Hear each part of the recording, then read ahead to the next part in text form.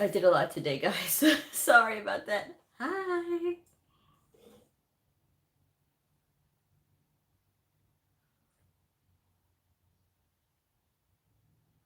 Hi, Mitney. I'm here.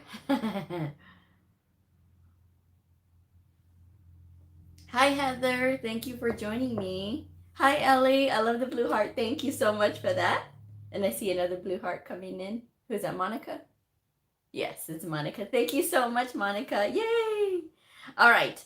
So just to let everybody know, I'm going to be leaving the links once I update the video, which will be after the show, because with lives, I tried to do it where I pre-scheduled it and then hit the link and then I was able to get in but it didn't work out. Don't ask. I don't know. This stuff just happens to me. So anyway, I said, okay, let me just go ahead and make sure that I tell everybody that I will update the description box after the show with all of the links for all of the places that I do recommend. And we're going to be going over a lot of really fun resources. And of course, I had to bring out my books. So these are some different books, I think, from the last time that I showed you guys. So, you know. All right, I got a lot of blue hearts. Thank you all so much. I love that. So I'm going to go ahead and start the show. If you are brand new to my channel, welcome. I am Blue. I'm a medical coder. Today, I'm going to be talking about some of the resources that I use to stay current with medical coding, some of the resources that I use to continually study on my own with, you know. I like a lot of these. A lot of these are free. And just so you know, they're out there. So before I did the show, I already know where to go because I have all of these saved in my favorites. But I was getting them compiled onto a list, and I was like, what can I share today? So I have a whole list, and I was having fun going back over all the websites that I've used before in the past as well. So I'm going to welcome everybody else. They just came in. Monica, Jamie, thank you for the blue hearts. Crystal, can you show the books we need to self-study so I know what to order? I'm a visual learner. I'm going to get to that. Carla, hi. Thank you for the blue heart. Christina, hope you're well. I am doing good. Hi, V. Oh, you're doing really good, Christina. You're getting through that program. Hi, Aurora. Thank you for the flower. That is so cute. Everybody's flowers are so pretty, and they're little emojis. I love that. All right, so getting into this episode today. Crystal, so after the show, I'm going to update the description box. Is going to have all of the books that are listed. Now, as far as like having the exact book that you need, my books right now, they're not current because I'm not showing you guys the, I'm not showing. Well, I mean, this is the 2021 and the other one is the 2021. Okay, so the only two that are current right now is the 2021 books for the ICD-10 CM and the CPT. So those two books, yes. But I'm assuming that you are going to be ready for your test in 2022. So keep in mind that those are not the exact books that you need, but they are by the publishers that I do recommend personally. And the only one that is an absolute requirement is going to be that CPT manual in the year that you're taking it, because both associations, both the American Health Information Management Association and the American Academy of Professional Coders, both require the CPT manual to be the AMA edition. So, and it is a very good book. Do you offer cheaper Patreon options? $10 right now is the minimum pledge. That is the cheapest that I can go because especially all of the information that is on there, guys, I mean, that is really low compared to all the other places that would charge you a lot. I'm actually being undercharged. So, I mean, that I do for you guys, and that is the best that I can do right now. So, but I do have some resources that are free that I'm going to be talking about in this episode. Christina, plus I'm not working, so I have all the time in the world. Hi, Katoya. Thank you for joining me. Thank you, Heather. I appreciate that so much. She says, I love your Patreon. Yay. All right, so let's get into the books part first, because you know how much I love the books. And of course, we can get carried away. So if I need to be reeled back in, let me know, guys, because you know me, I will I will take off and running. When it comes to understanding the procedures, right? I work in the outpatient setting. There's the inpatient setting and there's the outpatient setting. I work in the outpatient setting. So I work in a hospital and I work in the outpatient clinic. And before I have done same-day surgeries in the past, I could still do same-day surgeries now. But this book is from Decision Health. This is one of many different types of publishers that do these kinds of things, because Optum 360 Coding, which of course you guys know, this is not an ad for any of these places or any of these people that I'm going to be talking about today, but these are the ones that I trust. Nobody is paying me, guys, okay? I'm literally doing this information for you guys, and no one is paying me.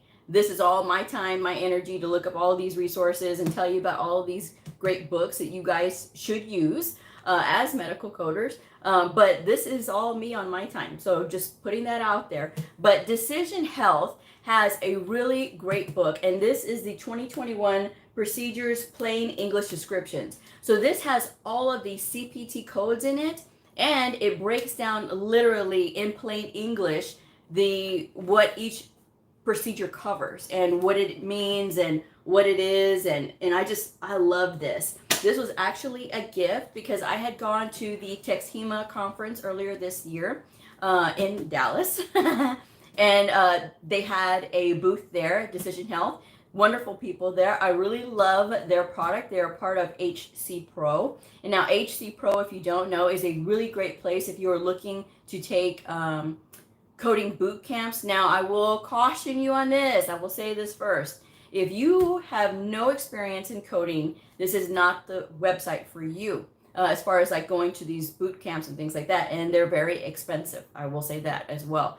But they are worth it because I've gone through 2 of their boot camps this year. I did the inpatient coding boot camp and I did the CDI boot camp that they offer. Now the CDI boot camp was not a game, and this is not a joke. They mean business, and you have to be able to keep up. And I was able to pass their final test for that boot camp on the first try. So I was very happy about that. But HCPro and Decision Health, they are amazing to go through. I mean, and their products, you know, like this is my favorite. So I got the 7 ounce over there conference. I highly recommend it. If you are struggling to understand like what actually happens in a certain procedure, this will explain it to you in plain English. And they aren't kidding. All right.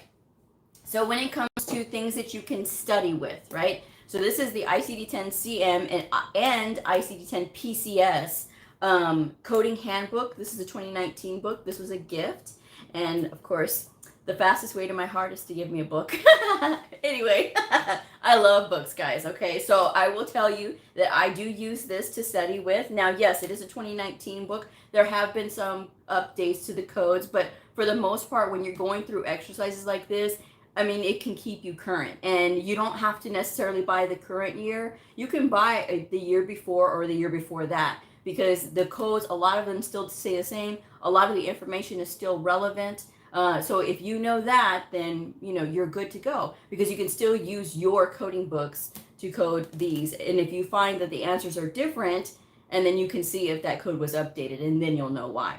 But this covers both the diagnosis coding and the inpatient procedure coding. If you are not taking an inpatient coding exam, or if you have no interest in coding for the inpatient side of the house, that is okay. Because this book is still very comprehensive in the diagnosis part and helping you to understand the diagnoses, helping you to understand because they have the rationale as to why. And so it breaks a lot of it down. It's got a lot of like questions and work areas throughout the book. So I highly recommend this book, and it is by the American Hospital Association. So this is one of the other publishers that I do trust. When it comes to coding books and coding workbooks, you really have to pay attention to the quality of the publisher, of the book itself, because having quality tools to help you to learn medical coding is going to go a long way into your understanding. And there's a few people that understand that, truly understand that, because the simple fact that people think, oh yeah, I have a coding book and it's just this black and white book and it's okay because it's got all the codes in it. But if it doesn't have like those little tips and, you know, there's the appendixes in the back to help you, really, what good is that book other than the fact that it's just printed and it's got all the codes in it? And we as coders have to be reminded sometimes that this code goes first, or sequence additional codes and things like that. So we have to be reminded, and if you're not using an encoder, you're using just a regular coding book, you have to make sure that you pick quality books. This is why I trust Optum 360 coding books. Again, not an ad, but I love them, love, love, love. But anyway, so this is the one that I recommend for studying for your diagnosis coding, right? And then if you are taking any of the inpatient coding, inpatient certification exams, this is going to cover your inpatient procedures as well. So just make sure that you check it out if you're interested. Now, of course, this is the ICD-10 PCS book. Now, this is the one by Optum 360. This is the 2020 version, yes. Obviously, it is outdated, but that is okay because you can still practice from it. But I do recommend getting the most current if you can when it comes to your coding books. But learning from these books is so critical. And how do you learn? How do I learn? I learn by reminding myself to go back through and look through the whole book. So that is what I do. I literally flip pages and look at the pages, because exposing your brain to all these pages, you're going to be able to recall a lot quicker. Oh, I saw that somewhere, because you see it. It's like when you watch your favorite show, right? You can literally say verbatim your favorite line in a movie or your favorite line on the show. I can't tell you how many times I do that. But you can do that because you've watched it and you've had that repetition. It's the same thing with looking through these books. After a while, you'll notice that when you see veteran coders who really love what they do, they can almost flip to the exact page. And it's scary the number of times I've been able to do that. Literally flip to the right page and be like, oh yeah, here's the code. Because you get that familiar with the book. It's very, very, very, very, very important to get familiar even with your books. And for the people who say, I hate them, they're so big. You know they love you. They hear you when you say, I hate them. Don't hate books, guys. Are they big and heavy? Of course. But it's paper, and that's what they do. There's nothing wrong with it. Reduce your screen time is what I recommend. Reduce your screen time and get back to the basics with the books. Okay. But if you are going on the inpatient side, this is one of the books that you will need. So who asked that? Crystal. Yeah, Crystal. This is one of the books that you're going to need, the ICD-10 PCS book, okay? You're going to need to make sure that it's the current year or whatever year that you need. This is was also a gift, and this is from AHIMA. This is one of their exam prep books. This is for the CCS, the Certified Coding Specialist Exam Preparation Book. So it does give you a couple of practice exams. And guys, when you do these practice exam books, whether you're going with AHIMA or AAPC, or you have the CPC exam preparation book, or whatever they call it, the one that's going to prepare you for the CPC, because people like to correct me in the comments. Well, isn't it? What book is this? Okay, you guys know what I'm trying to say. If you are getting that practice exam book for the CPC, you know what I mean.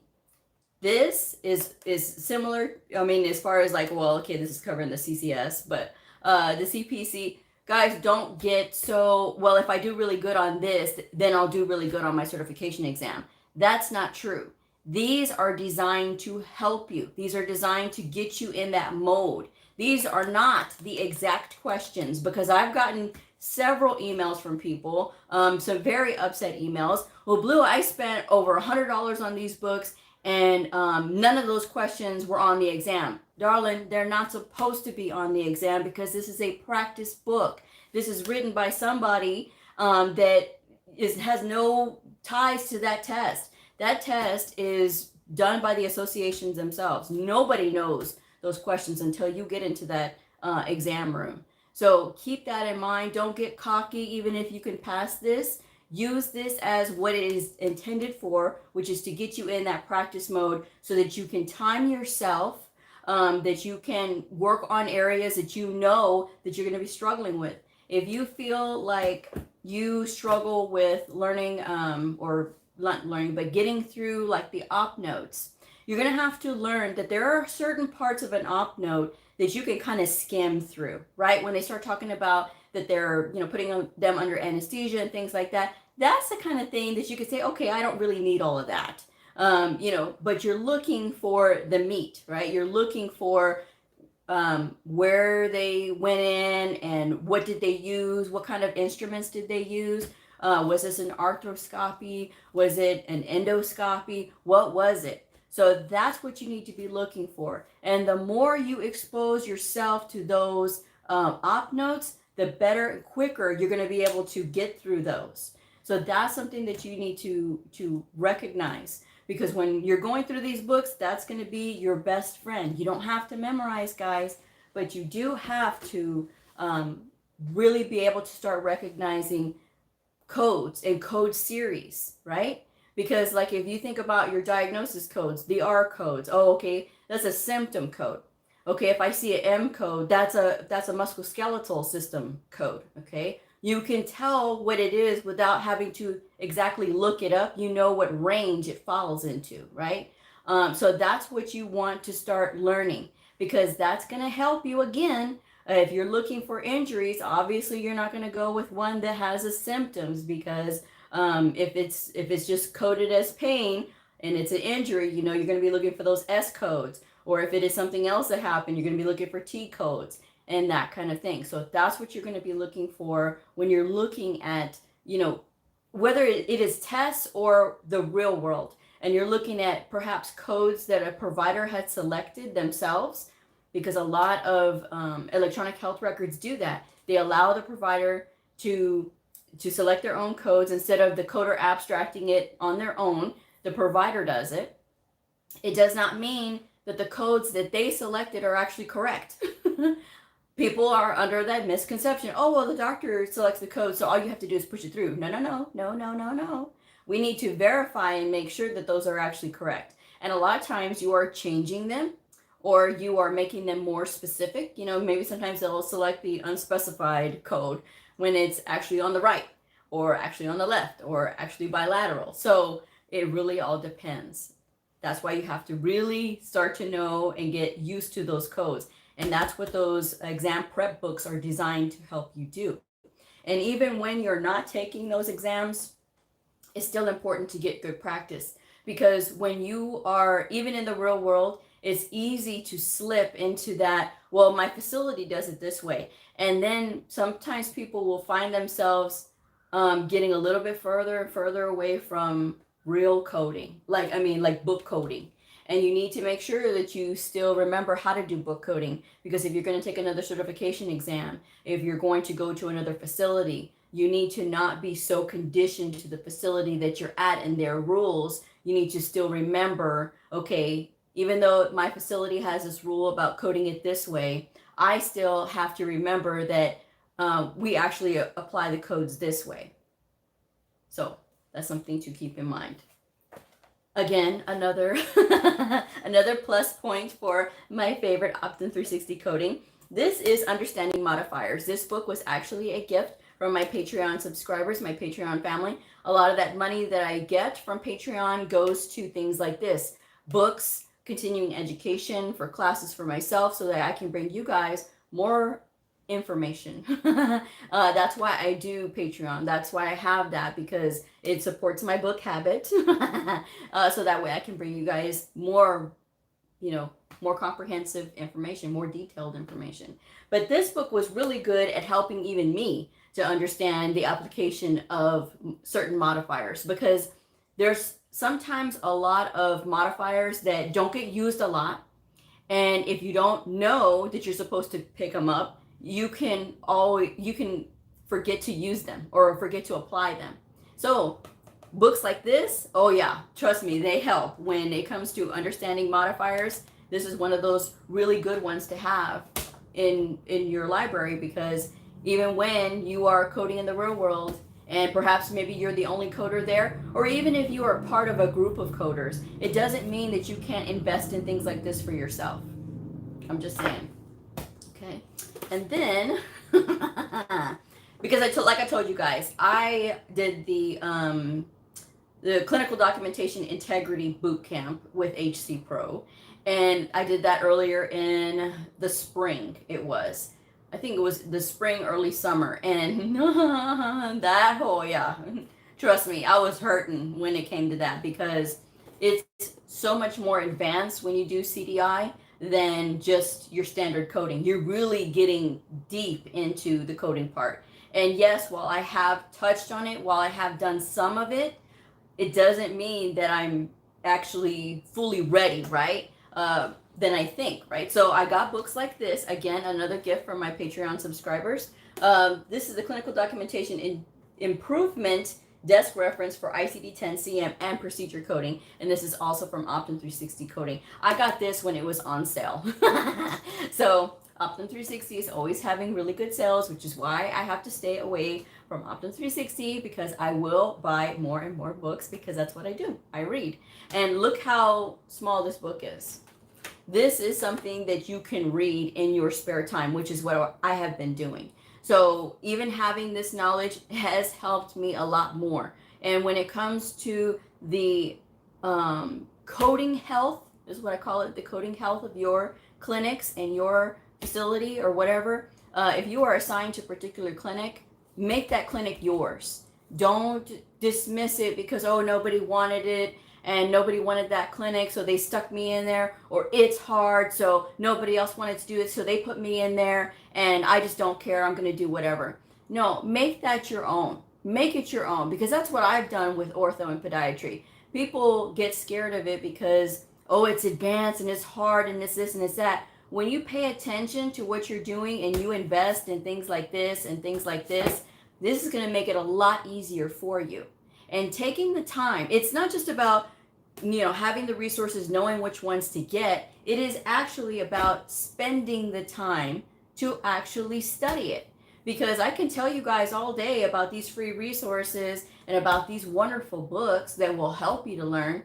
But if you're not actually getting in there and doing the dirty work as far as like reading or actually going to the website, what good is it going to do you? So I really hope that people hear me when I say that there's a lot of these really good resources, and I've talked about Just Coding I don't know how many times, and I feel like I'm a broken record. But then I'll have meetings with people, and I'm like, did you hear about Just Coding? No, not yet. Oh, okay. So that's why I say all the time, when it comes to these really good resources like Just Coding, now Just Coding, if you don't know, it has a free side and a subscription side. On the free side, they give you access to free coding quizzes. There are 5-question coding quizzes, and I've got the complaint before, well, Blue, those quizzes were so easy, I was able to fly through those.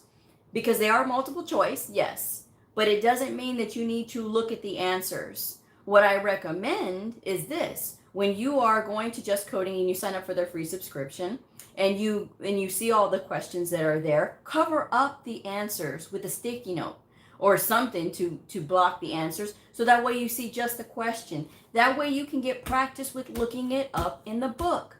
So then you can find your answer, and then you can see the answers that are available and then choose your answer. Because if you're just looking at the answers, oh yeah, it's multiple choice. Anybody can do process of elimination once you've had a little bit of time with studying coding.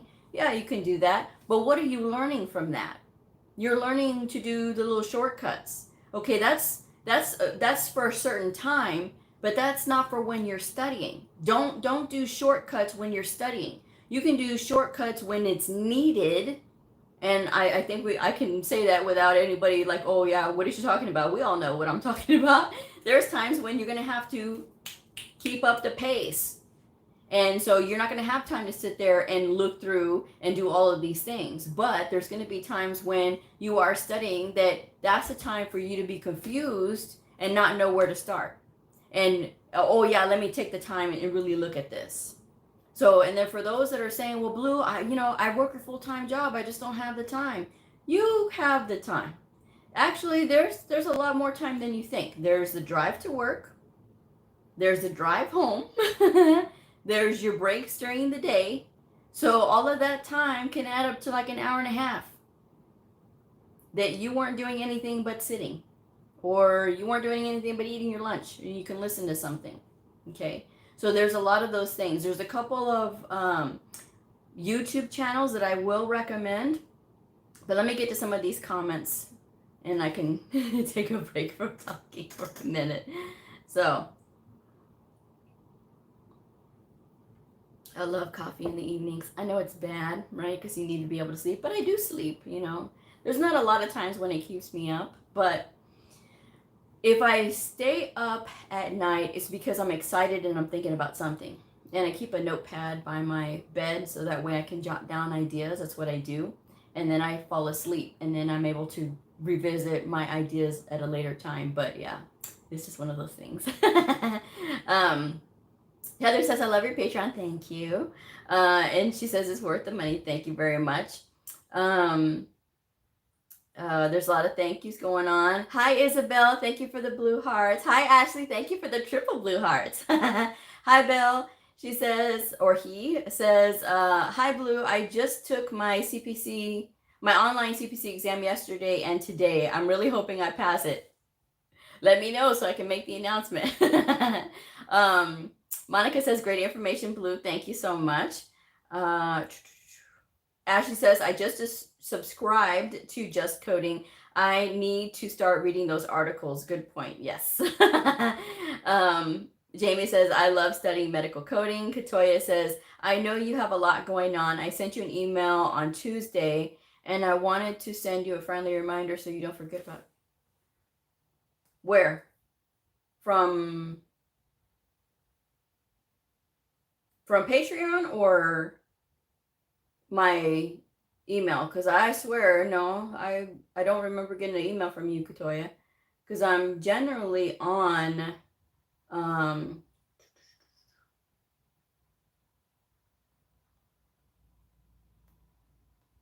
you sent it yesterday? Like I can hear her. Your email. Okay, I'm looking.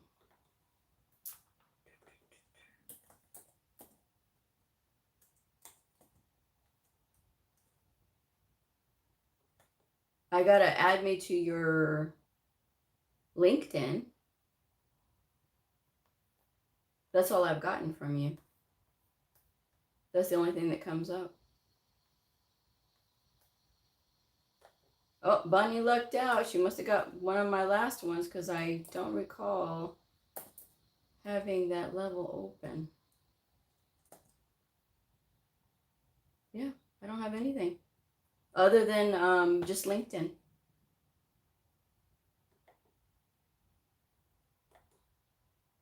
I don't have anything, Katoya. The Gmail, yeah. And you sent it to MEDICALCODINGWITHBLEU, BLEU, right? This past Tuesday, I sent you an email to your Gmail. All right, well, I'm looking. And this past Tuesday was the 17th. Let's see, did I? I don't think I did. The only one who has access to this is me too, so just so everybody knows. I'm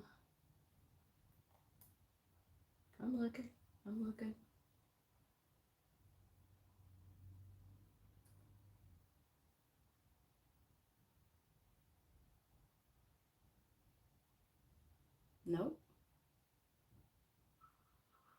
Nope. I didn't get anything. I got a letter from Tammy, Lucy, and Sheila.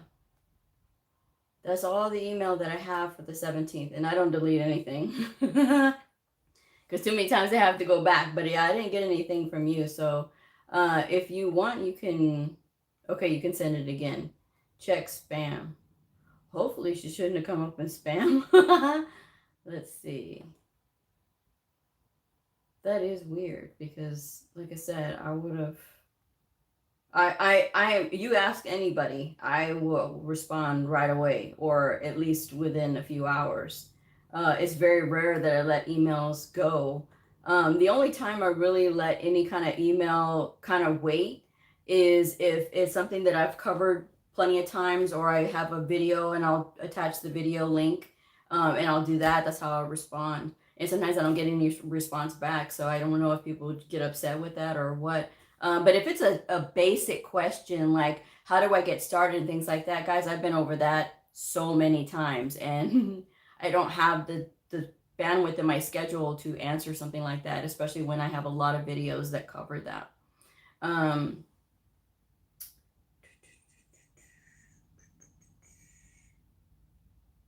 So Miss Tan says thank you. Hi, Karina.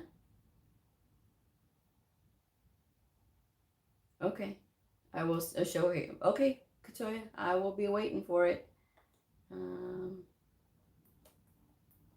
Yeah, I will be waiting for it. All right, so let me get to some of these websites and some of these YouTube channels. Dr. Antonio Webb. Oh my gosh, I am such a huge fan of Dr. Antonio Webb.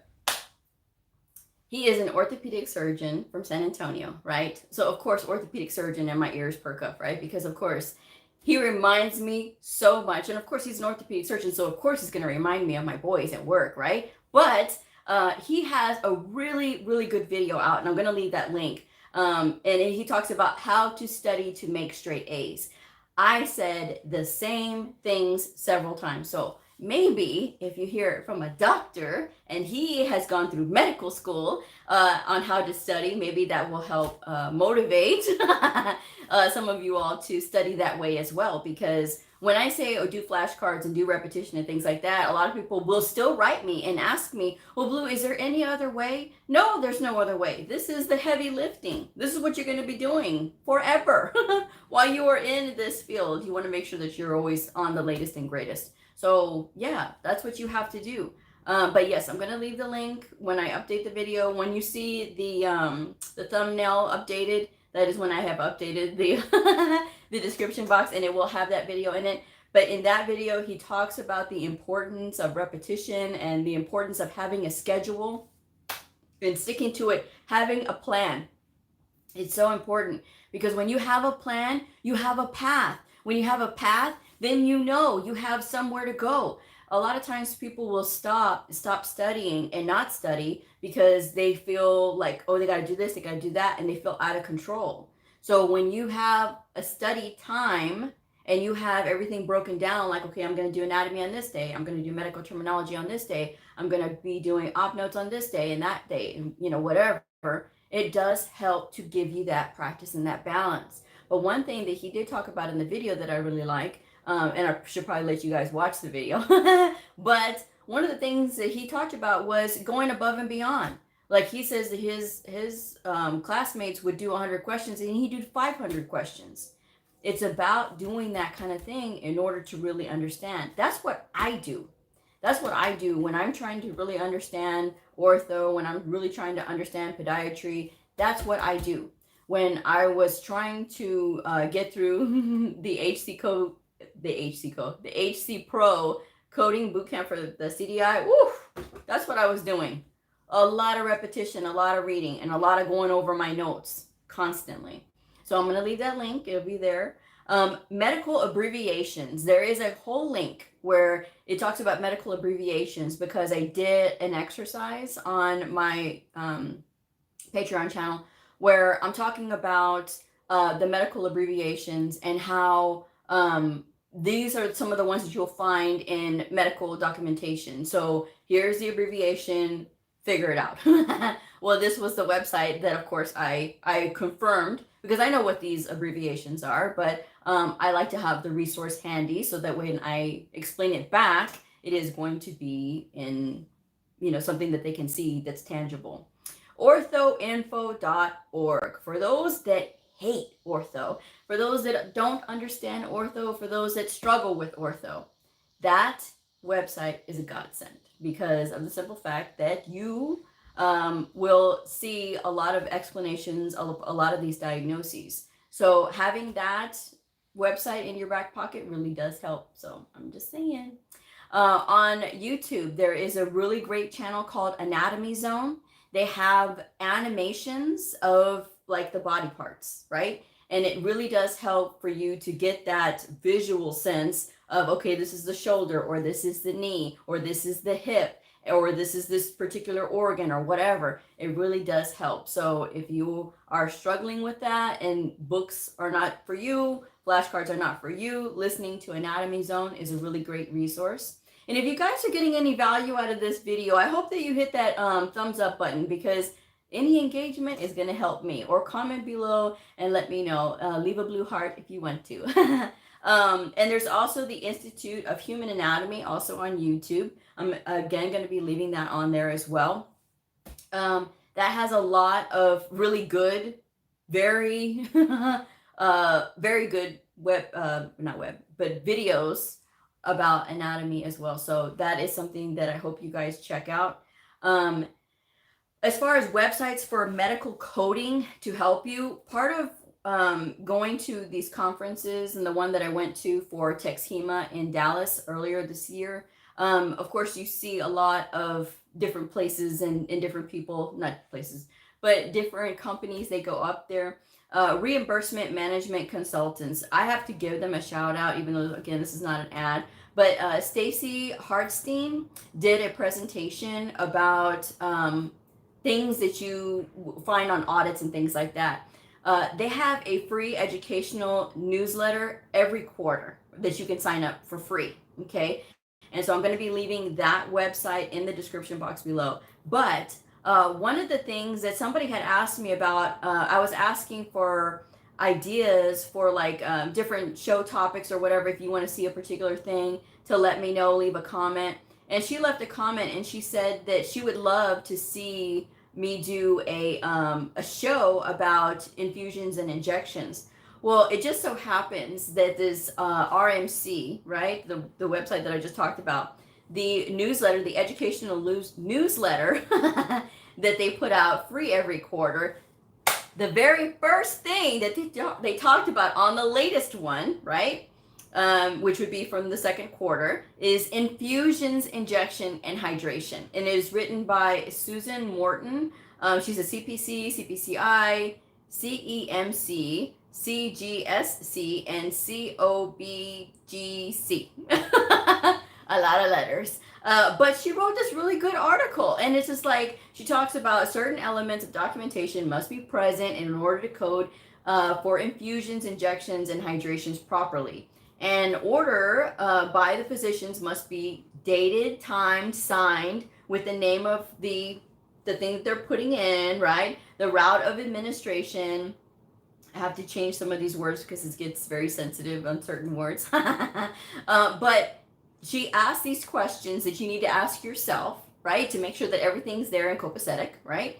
And then she talks about what type it is. And it's just, I mean, it's so nice that there's these subject matter experts out there that are sharing this information. And she just has this 1-page article, and I liked it. I was like, oh yeah, okay, that reminds me, because I don't do injections and infusions on a daily basis in my clinic. I do, I do injections, yes, but not infusions. That's more for like when you are working in the ER, which is a really great place for new medical coders to start. The second article is a 5-page newsletter, okay? And then the next article is by Glory Ann Bryant. Now, what a beautiful name. Her name is Glory Ann. I love that. I love 2-name names, right? But it's all one name, Glory Ann Bryant. She's an RHIA, a CDIP, CCS, CCDS, and a HEMA approved ICD-10 CMPCS trainer. And she did an article about a refresher to understanding acute and chronic respiratory failure, part 1. Now guys, come on. How freaking awesome is that they share all of this. And again, it's one page and it has all of her information on there, and it talks about all the things that you should know, right? The clinical aspects, and then acute respiratory failure, chronic respiratory failure, and she talks about what it is, and then acute and chronic respiratory failure. So when you expose yourself in your brain to these types of things, it is really awesome. And then the last article, I think, or a couple of other articles, well, just a few other articles, yeah, they have more articles. It says, tiresome but oh so necessary audit log monitoring by Chris Apgar, CISSP. I have no idea what that credential is, but it's Certified Information Systems Security Professional. So I mean, yeah, I mean, and he has this C//CISO.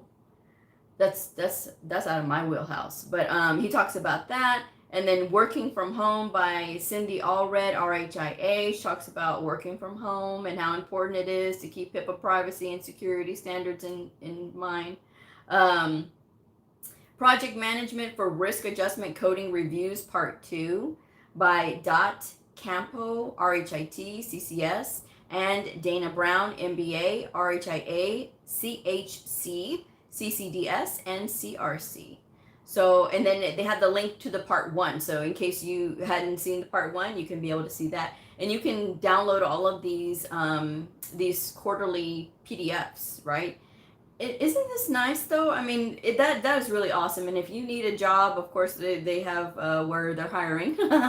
But, you know, you have to have experience. And those ladies were really nice. When I met them, they were really awesome. But they do require you to have a lot of experience. They want people to be really experienced to work in that kind of thing. But if you're doing auditing like that, that is important to have something like that. That's not like working in a hospital, right? It is like something where you would have to have experience. HCPro is another place. They have free e-newsletters. You can sign up, and I have the link for that. And they have just different things about different articles and things like that. And even if it's just articles about the industry itself, this is the industry that you work in, folks. This is what you do need to know about the industry itself and the way things change and evolve. And it never hurts for you to be a step ahead. This is that going above and beyond. This is important. If you want to be a high caliber medical coder, this is one of those things that's important, because there are certain things that your coworkers are going to be like, whatever, and then just blow it off. But if you know this stuff and you read it in your downtime, and you have, some extra time or whatever, read it, take a look at it. Because I know, everybody watches their movies or they play video games or whatever, but there's time and a place for all of those things. Take some time and really kind of devote this. And once you start getting it, you'll have that aha moment. It'll happen, but you have to put yourself in the right place in order for that to happen. And then, of course, there's Just Coding. I'm going to leave that link. Then there is the Medicare Learning Network. Now, there's 2 really good booklets that I'm going to leave the link for, the specific PDF link for, but I am leaving the link for the Medicare Learning Network, and it has access to any topic that you could potentially think of. It is all there, and you can look at it. But the 2 that I really recommend is, the first one is for the Global Surgery booklet. Now, this is going to explain the global package and what it is, the 0 to 10 day global period and the 90-day global period. Do you know how important this is for you to understand? I have heard of people say, well, the patient came in and they're having they had a procedure that was 0 days, and they're getting an E&M for it. Why? E&M is for separately identifiable service, significantly separately identifiable service in the same day. Now, there are certain things, right? And there's certain ways to be able to do this. But keep in mind that if you have a procedure that has a 0 day global period on it, there's an element of evaluation and management already built in. And a lot of these insurance companies model themselves after CMS. So they're going to follow these rules, okay? Because they're going to be the most conservative, because they're trying to keep as much money as they possibly can, right? Well, when you think about it, with these global days, And here you're trying to report E&M, oh, because it's a new patient.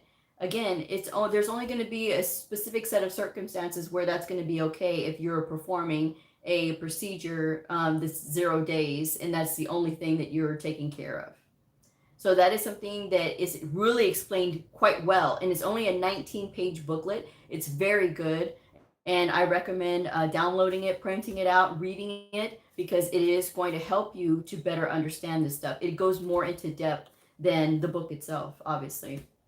And then HIPAA basics for providers. Now, you may be thinking, well, Blue, I'm a coder. Why do I have to know what a provider knows? Okay, well, here's the thing. HIPAA basics for providers. So they have the way they speak to us as medical coders, and then they have the way they speak to providers, right? And which one do you think is going to be more easier to understand? The one for coders or the one for providers? Because providers will tell you, if you listen to them, what you're saying does not make sense to me. It does not make sense, and I don't understand you. You're speaking coder. And they'll tell me that. Blue, you're speaking coder. Okay, let me back up a little bit. And I'll say it a different way. Okay, now I get it. So think about that. Now, if I say it in a different way for them to be able to understand that's not coder, think about how that would make more sense. HIPAA would make more sense. They're putting it in smaller chunks because it's for a provider to get. So again, it's worthwhile for you to read because we do have to know and understand HIPAA, because HIPAA is very important for us. And then the final one is let me go to the comments before I get to the last the last resource that I have. Jamie says, you do a wonderful job. I love all the blue hearts. You put in so much of your personal time to do these videos for us, Blue. Thank you so much. Oh, you're very welcome, Jamie. Katoya says, yes, she does. I'm glad I found Blue. Thank you so much. Ashley, great video. Thanks for the extra resources to look into. Your Patreon channel is awesome. I'm looking forward to getting my new 2022 books so I can do the exercises. That is so awesome. And Ellie says, thank you very much, Blue. You are the best. And I love all the blue hearts. Thank you, guys. So part of being a coder is that you will get audited. I got audited today.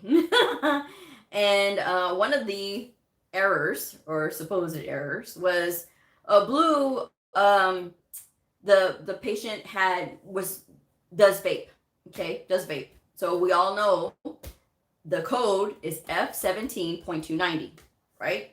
Well, my auditor said, oh no, it says use. So then you're gonna use the Z72.0, I think it is, for the tobacco use. No, wrong. And so I pulled up this ICD-10-CM official coding guidelines supplement that talks about that. And I'm going to be leaving that link in the description box below. And it specifically says for vape, F17.290, well, 29, and then it gives you the option to be whatever at the end.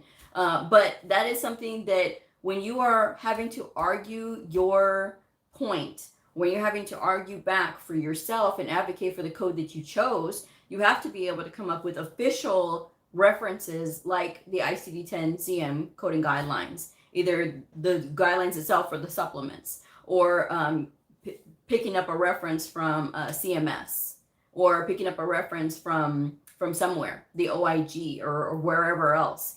That is that you would be able to, I was thinking too fast, then you would be able to argue back your point. So it's important, guys, that when you're looking for your references, that you have all of those available, and that you know, and that you spend time just looking around on the web. Start Googling things about medical coding and see what you come up with. Try not to get into those discussion boards. Sometimes they'll have really good information, but sometimes it is what they think and what they do at their facility. And again, not all facilities follow the same rules because they have different requirements and different criteria or whatever.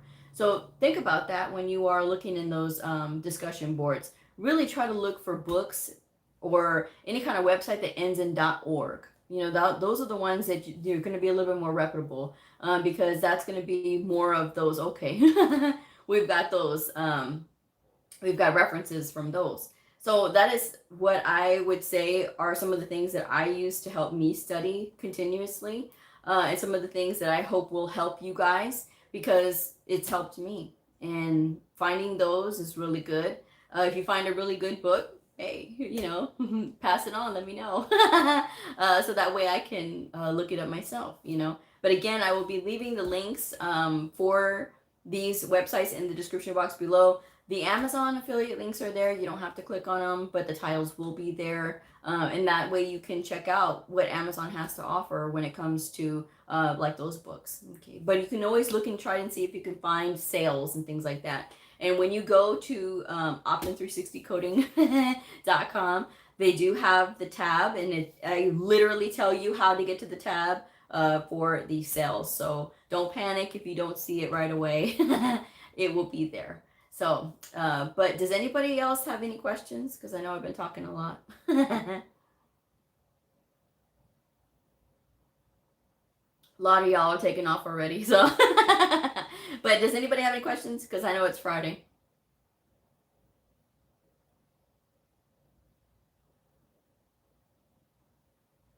All right. Thank you, Ellie, for your kind words. All right, so I'm gonna go ahead and wrap this one up since it's crickets. I hope y'all will subscribe. I hope that y'all will like this, share this if it helped you, and I will see y'all on Monday. Bye.